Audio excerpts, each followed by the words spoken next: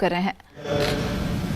When we came here was basically about a road and a couple of power projects. Today, I'm happy to say that CPEC has blossomed into various areas, different areas of cooperation.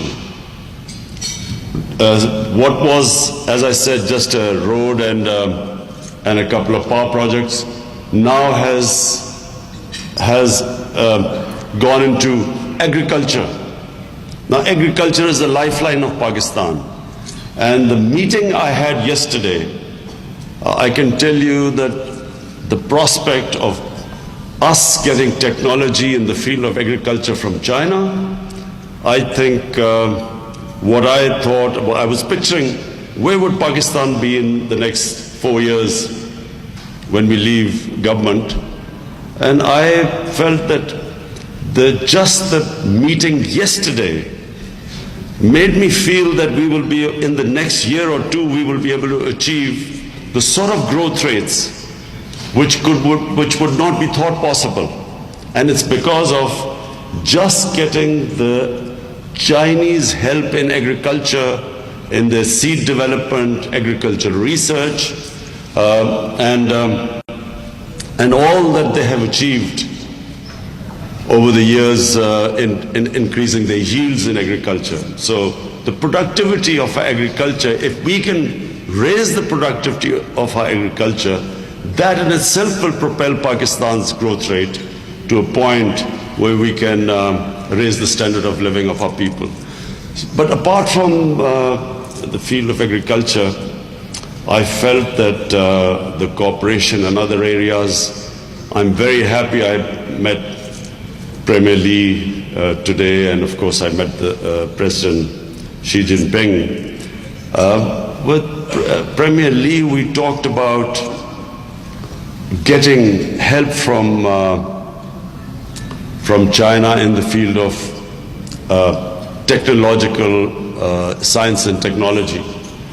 We want to set up a university of science and technology, an elite university where we want at least 8 subjects where China has progressed, subjects in technology, artificial intelligence, IT.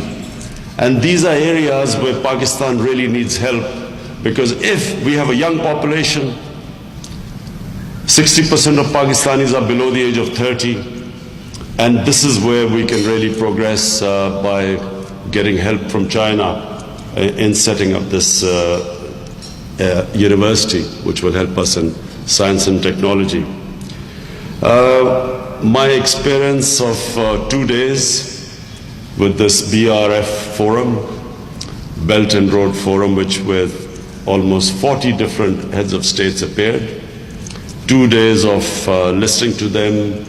Everyone came in with different ideas, and I came to the conclusion that I think even the Chinese leadership did not realize that what they've initially envisaged the Belt and Road Forum to be, I think this is now going to become much bigger than what they imagined.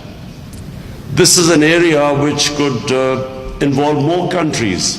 I feel other countries will join this, because this is the future.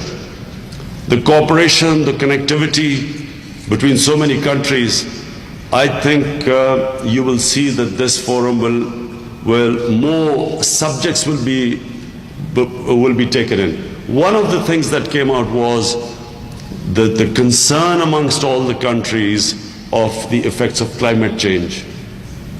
Some of the countries, their futures are going to be affected unless and until the world does not start thinking about mitigating the effects of climate change. I'm very happy that Pakistan is one of the countries which, amongst all the countries in the world, which has taken revolutionary steps. The last 5 years, we planted over 1 billion trees in one of our provinces. And this time, we have given ourselves a target of 10 billion trees in the next 5 years, planting them in Pakistan.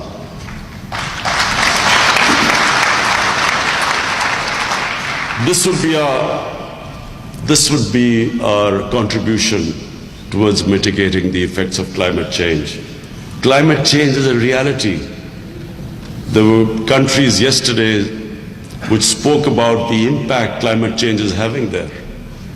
The impact in Mozambique, they have unprecedented flooding which has destroyed the crops. Then Philippines talked about the impact of cyclones, which is again unprecedented, the devastation caused by the cyclones.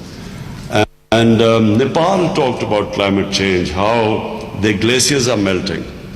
Pakistan is a country which is number 8 in the world, most likely to be affected by climate change, which is vulnerable to it. So I'm happy that we at least have made a huge effort, but also the commitment of the Chinese leadership that they too will now. Climate change has become an issue. Previously, I felt that the world was non-serious about it. Only the few countries that were affected talked about climate change. But yesterday, I noticed that everyone, for the first time, is realizing that eventually climate change will affect the entire world. You could actually have, if there's a refugee crisis right now, which some countries in the world are worrying about and building walls, imagine if climate change devastates countries, what will happen in the future? How will this huge migration from those areas which have been devastated by climate change, how will the countries cope with it? So I was very happy about it. And I was also very happy that we're talking about connectivity from Pakistan's point of view. Very important that there is connectivity between Pakistan and Central Asia. And so all the Central Asian countries too talked about peace in Afghanistan. So peace in Afghanistan would increase connectivity between Pakistan, Central Asia, and of course connect China. The CPEC will be then connected to other countries. So what was initially just one road would open up so many other areas, connect so many other areas. And I have to say that we Pakistanis are very grateful that this CPEC project started, and now it gives us an opportunity to open up in all other areas. We hope to benefit from that. We want Chinese industry to relocate in Pakistan.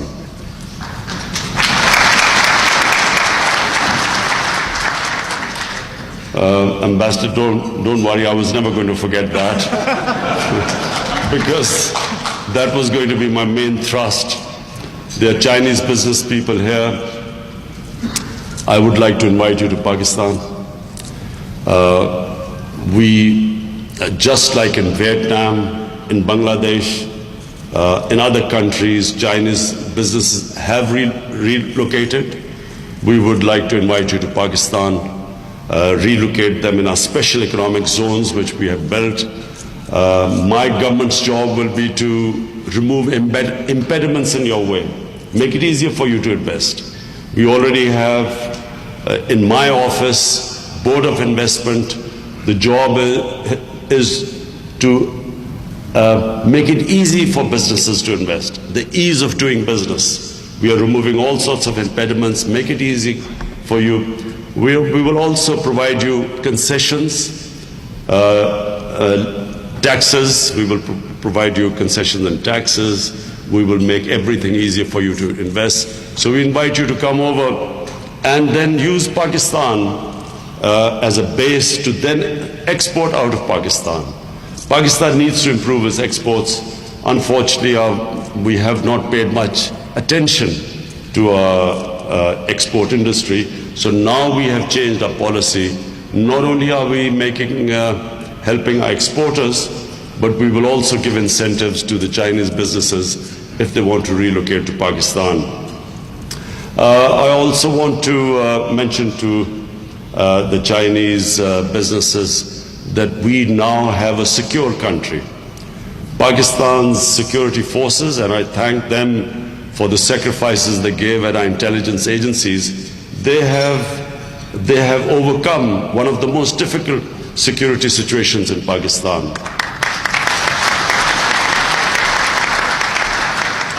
And right now, we are now engaged in helping the peace process in Afghanistan.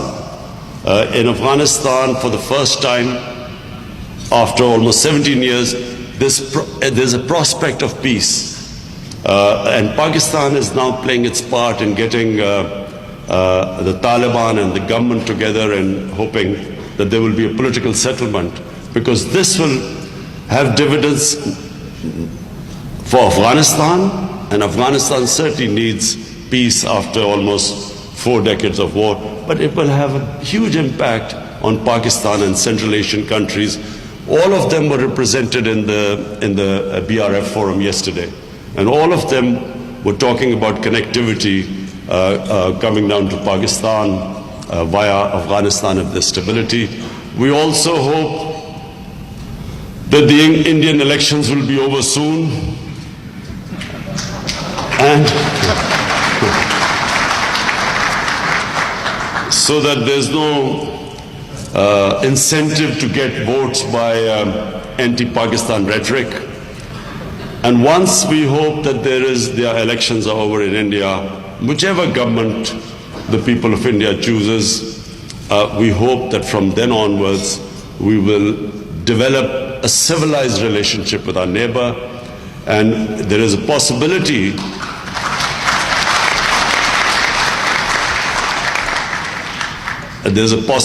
that if we can resolve, and we only have one issue, and that issue is of Kashmir, which two civilized countries can always resolve through dialogue, and we believe there is a solution. Once that happens, just imagine where Pakistan is placed today. It is geostrategically, it has one of the most important locations in the world. It has China on one side, the biggest market in the world. It has India on the other side, the second biggest market in the world. And then on the other side, it has all the world's energy reserves on the other side of Pakistan. So it is, and then of course, Pakistan, 210 million people, with 110 million Pakistanis below the age of 30, below the age of 30. So Pakistan is the future. Pakistan, trust me, is the future.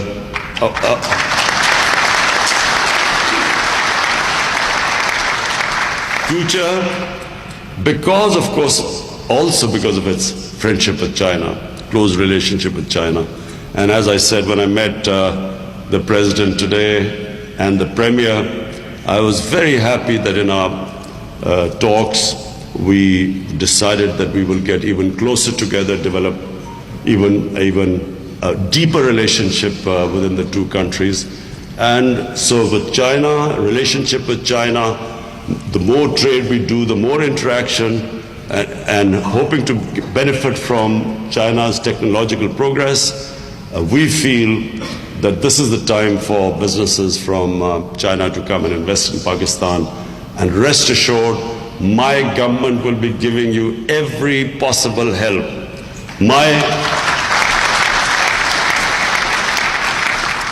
The Office of the Prime Minister already has a special office that will be dealing with investors. We will ensure that we make it easier for you, our Chinese businesses, investors coming from abroad. But I'm also talking about Pakistanis who are sitting here. We will ensure that for Pakistanis also, it would never have been so easier to invest as it is in Pakistan right now.